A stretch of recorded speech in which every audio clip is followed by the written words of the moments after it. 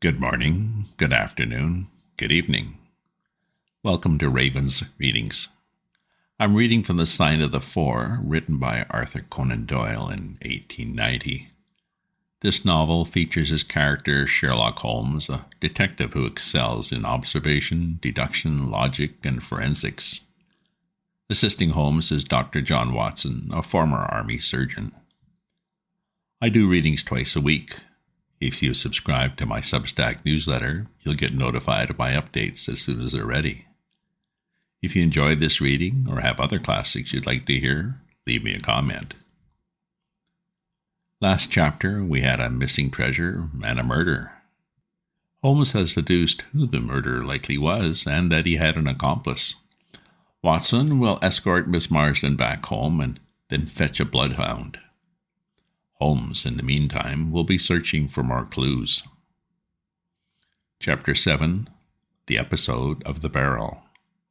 The police had brought a cab with them, and in this I escorted Miss Marsden back to her home. After the angelic fashion of women, she had borne trouble with a calm face as long as there was someone weaker than herself to support, and I had found her bright and placid by the side of the frightened housekeeper.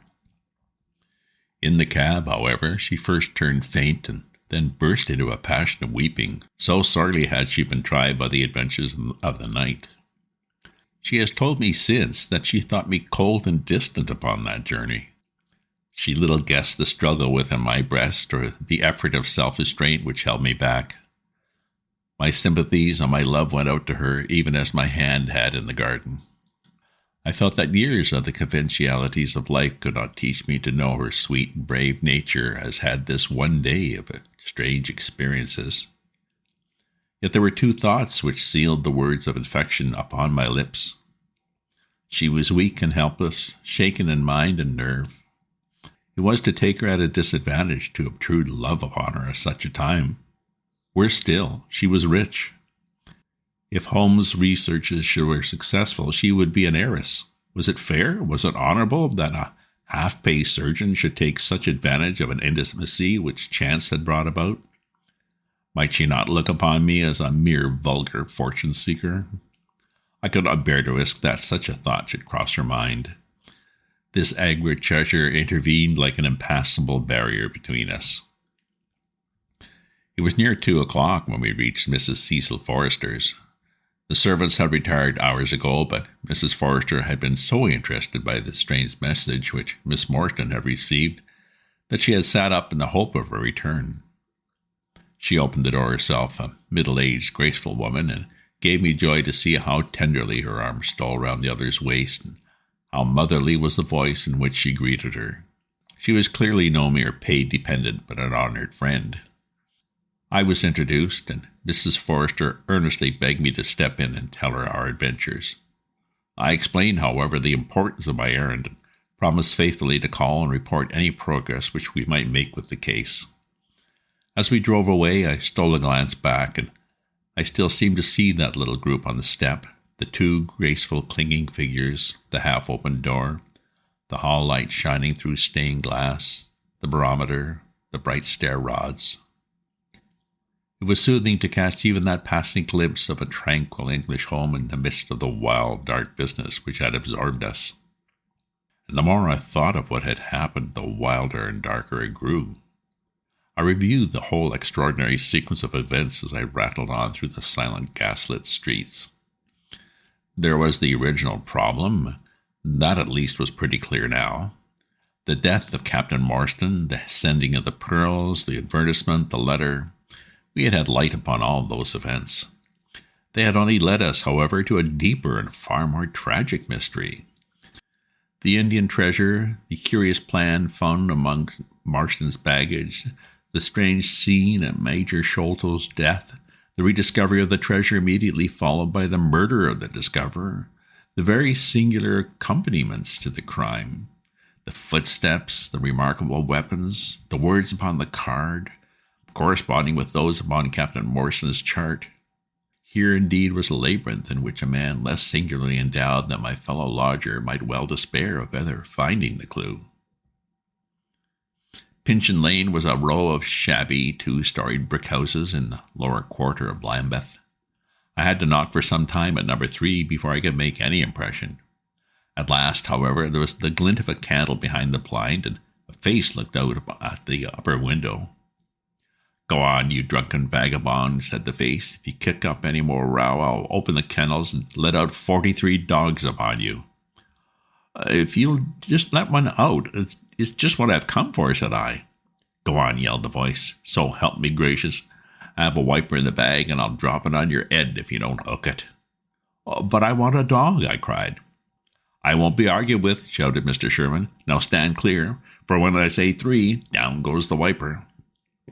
"Mr. Sherlock Holmes," I began, but the words had a most magical effect, for the window instantly slammed down, and within a minute the door was unbarred and was opened.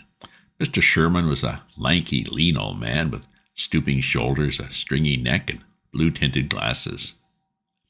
"A friend of Mr. Sherlock is always welcome," said he. "Step in, sir.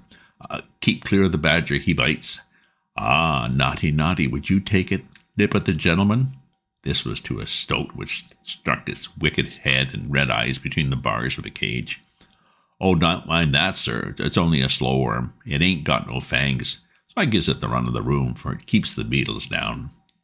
You must not mind my being just a little short with you at first, but I'm guided by the children, and there's many a one just comes down this lane to knock me up."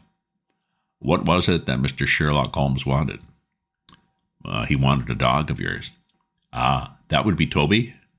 "Yes," I replied. Toby was the name. He pointed. "Toby lives at number 7 on the left here." He moved slowly forward with his candle among the queer animal family which he had gathered around him. In the uncertain, shadowy light, I could dimly see that there were glancing, glimmering eyes peeping down at us from every cranny and corner. Even the rafters above our heads were lined by solemn fowls who lazily shifted their weight from one leg to the other as our voices disturbed their slumbers. Toby proved to be an ugly, long-haired, lop-eared creature, half spaniel, half lurcher, brown and white in color, with a very clumsy, waddling gait. It accepted, after some hesitation, a lump of sugar, which the old naturalist handed to me, and having thus sealed an alliance, it followed me to the cab, and made no difficulties about accompanying me. It had just struck 3 on the palace clock when I found myself back once more at Pondicherry Lodge. The ex-prize fighter McMurdo had, I found, been arrested as an accessory, and both he and Mr. Sholto had been marched off to the station. 2 constables guarded the narrow gate, but they allowed me to pass with the dog on my mentioning the detective's name. Holmes was standing on the doorstep with his hands in his pockets, smoking his pipe. "Ah, you have him there," said he. "Good dog, then. Athelney Jones is gone. We have had an immense display of energy since you left. He has arrested not only friend Thaddeus, but the gatekeeper, the housekeeper, and the Indian servant. We have the place to ourselves, but for a sergeant upstairs. Leave the dog here and come up." We tied Toby to the hall table and reascended the stairs. The room was as he had left it, save that a sheet had been draped over the central figure. A wary-looking police sergeant reclined in the corner. "Lend me your bull's-eye lantern, Sergeant," said my companion. "Now tie this bit of card round my neck so as to hang down in front of me. Thank you. Now I must kick off my boots and stockings. Just you carry them down with you, Watson. I'm going to do a little climbing. And dip my handkerchief into the creosote. That will do. Now come up into the garret with me for a moment." He clambered up through the hole. Holmes turned his light once more upon the footsteps in the dust. "I wish you particularly to notice these footmarks," he said. "Do you observe anything noteworthy about them?" "Well, they belong," I said, to a child or a small woman." "Apart from her size, though," he said, "is there anything else?" "Well, they appear to be as much as other footmarks." "Not at all," he said. "Look here. This is the print of a right foot in the dust. Now I make one with my naked foot beside it. What is the chief difference?" "Oh, your toes are all cramped together. The other print has each toe distinctly divided." "Quite so. That is the point. Bear that in mind. Now, would you kindly step over to the flap window and smell the edge of the woodwork? I shall stay here, as I have this handkerchief in my hand. I did as he directed, and was instantly conscious of a strong, tarry smell. That is where he put his foot in getting out, said Holmes. If you can trace him, I should think that Toby will have no difficulty. Now run downstairs, loose the dog, and look out for Blondin. By the time that I'd got out into the grounds, Sherlock Holmes was on the roof, and I could see him like an enormous glowworm crawling very slowly along the ridge. I lost sight of him behind a stack of chimneys, but he presently reappeared, and then vanished once more upon the opposite side. When I made my way round there, I found him seated at one of the corner eaves. "That you, Watson?" he cried. "Yes," I said. "This is the place. What is that black thing down there?" "A water barrel," I replied. "Top on it?" "Yes." "No sign of a ladder?" "No." "Confound the fellow," he said. "It's a most breakneck place. I ought to be able to come down where he could climb up. The water pipe feels pretty firm. Here goes, anyhow." There was a scuffling of feet, and the lantern began to come steadily down the side of the wall. Then with a light spring he came onto the barrel, and from there to the earth. It was easy to follow him, he said, drawing on his stockings and boots. Tiles were loose the whole way down, and in his hurry he had dropped this. It confirms my diagnosis, as your doctors express it. The object which he held up to me was a small pocket or pouch woven out of colored grasses and with a few tawdry beads strung round it. In shape and size, it was not unlike a cigarette case. Inside were half a dozen spines of dark wood, sharpened at one end and rounded at the other, like the one which had struck Bartholomew Sholto. "They are hellish things," said Holmes. "Look out that you don't prick yourself."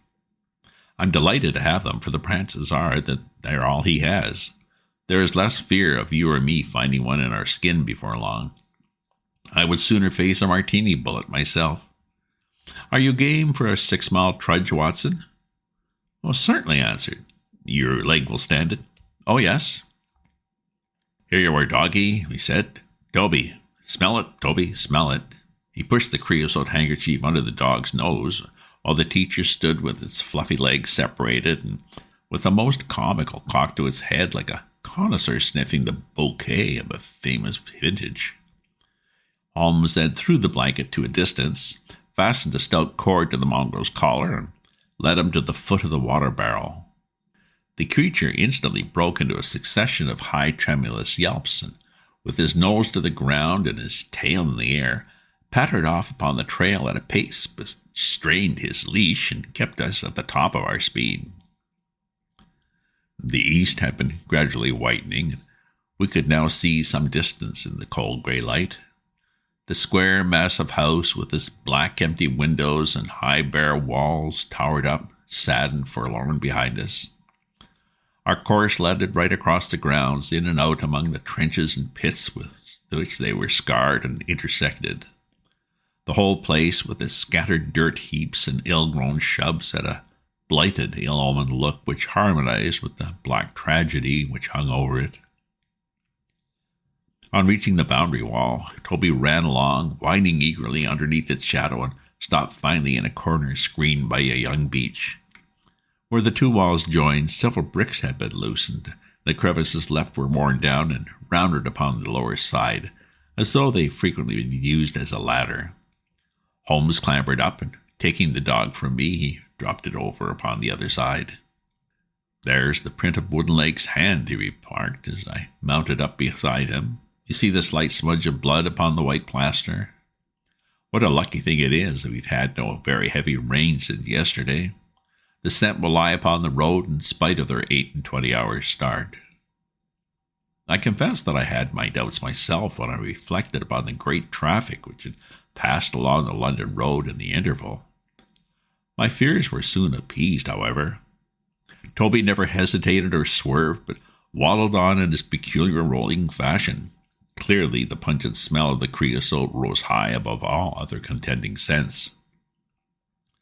"Do not imagine," said Holmes, "that I depend for my success in this case upon the mere chance of one of these fellows having put his foot in the chemical. I have knowledge now which would enable me to trace him in many different ways. This, however, is the readiest, and since fortune has put it into our hands, I should be culpable if I neglected it. It has, however, prevented the case from becoming the pretty little intellectual problem which it at one time promised to be. There might have been some credit to be gained out of it, but for this too palpable clue." "Oh, there is credit and to spare," I said. "I assure you, Holmes, that I marvel at the means by which you obtain your results in this case, even more than I did in the Jefferson Hope murder. The thing seems to me to be deeper and more inexplicable. How, for example, could you describe with such confidence the wooden-legged man?" "Pshaw, my dear boy," he said. "It was simplicity itself. I don't wish to be theatrical. It is all patent and above board. Two officers who are in command of a convict guard learn an important secret as to buried treasure. A map is drawn for them by an Englishman named Jonathan Small. You remember that we saw the name upon the chart in Captain Morstan's possession. He had signed it in behalf of himself and his associates, the sign of the four, as he somewhat dramatically called it. Aided by this chart, the officers, or one of them, gets the treasure and brings it to England, leaving, we will suppose, some condition under which he received it unfulfilled. Now then, why did not Jonathan Small get the treasure himself? The answer is obvious. The chart is dated at a time when Marsden was brought into close association with convicts. Jonathan Small did not get the treasure because he and his associates were themselves convicts and could not get away. "Oh, but that is mere speculation," said I. "It is more than that," he said. "It is the only hypothesis which covers the facts. Let us see how it fits in with the sequel. Major Sholto remains at peace for some years, happy in the possession of his treasure. Then he receives a letter from India which gives him a great fright. What was that? A letter to say that the men whom he had wronged had been set free? Or had escaped. That is much more likely, for he would have known what their terms of imprisonment was. Would not have been a surprise to him. What does he do then? He guards himself against a wooden-legged man. A white man, mark you, for he mistakes a white tradesman for him and actually fires a pistol at him. Now only one white man's name is on the chart. The others are Hindus or Mohammedans. There is no other white man. Therefore, we may say with confidence that the wooden-legged man is identical with Jonathan Small. Does the reasoning strike you as being faulty? No, it is clear and concise. He continued, "Well now, let us put ourselves in the place of Jonathan Small. Let us look at it from his point of view. He comes to England with the double idea of regaining what he would consider to be his right and of having his revenge upon the man who had wronged him. He found out where Sholto lived, and very possibly he established communications with someone inside the house. There is this butler, Lal Rao, whom we have not seen. Mrs. Burnstone gives him far more from a good character. Small could not find out, however, where the treasure was hid, for no one ever knew save the major and one faithful servant who had died. Suddenly Small learns that the major is on his deathbed. In a frenzy lest the secret of the treasure die with him, he runs the gauntlet of the guards, makes his way to the dying man's window, and is only deterred from entering by the presence of his two sons.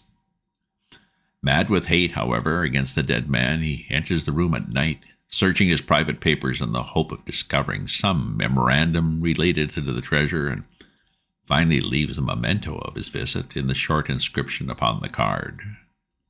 He had doubtless planned beforehand that should he slay the major, he would leave some such record upon the body as a sign that it was not a common murder, but, from the point of view of the four associates, something of the nature of an act of justice.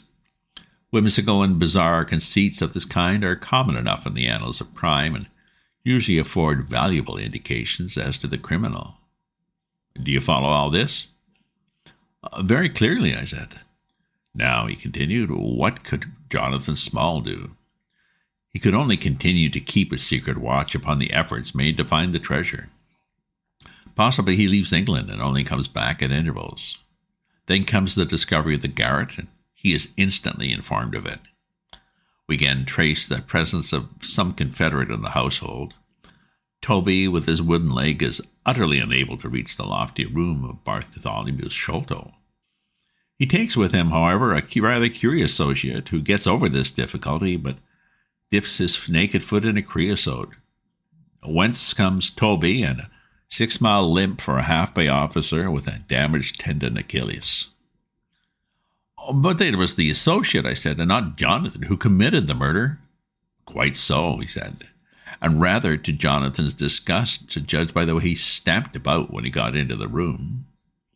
He bore no grudge against Bartholomew Sholto and would have preferred if he had been simply bound and gagged.